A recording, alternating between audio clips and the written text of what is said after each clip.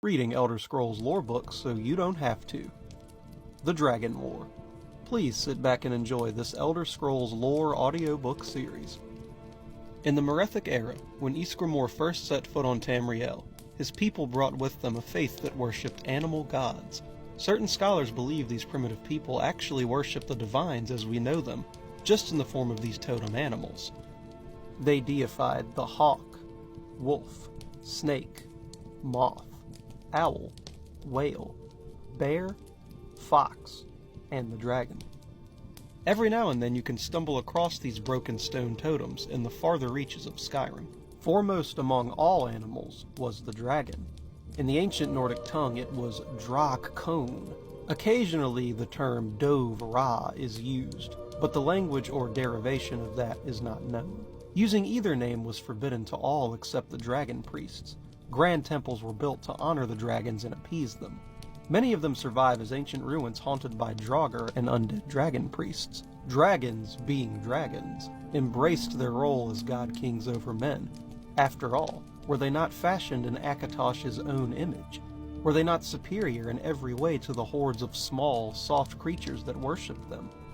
For dragons, power equals truth. They had the power, so therefore it must be truth. Dragons granted small amounts of power to the dragon priests in exchange for absolute obedience. In turn, the dragon priests ruled as equals to the kings. Dragons, of course, could not be bothered with actually ruling. In Atmora, where Ysgramor and his people came from, the dragon priests demanded tribute and set down laws and codes of living that kept peace between dragons and men. In Tamriel, they were not nearly as benevolent. It's unclear if this was due to an ambitious dragon priest, or a particular dragon, or a series of weak kings. Whatever the cause, the dragon priests began to rule with an iron fist, making virtual slaves of the rest of the population. When the populace rebelled, the dragon priests retaliated. When the dragon priests could not collect the tribute or control the masses, the dragon's response was swift and brutal. So it was, the Dragon War began.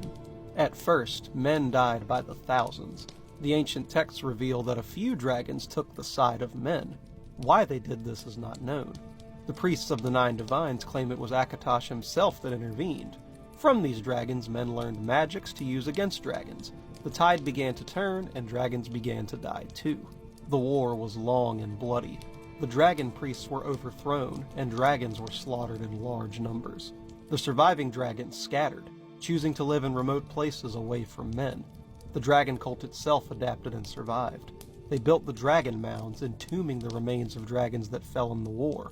They believed that one day the dragons would rise again and reward the faithful. Thank you all so much for listening. If you enjoy this kind of content, please like the video and consider following my page where we discuss any and everything Elder Scrolls related. And if you have a request for the next lore book you'd like me to read, please comment it below. Stay tuned for the next Elder Scrolls lore audiobook on Elder Scrolls Talk.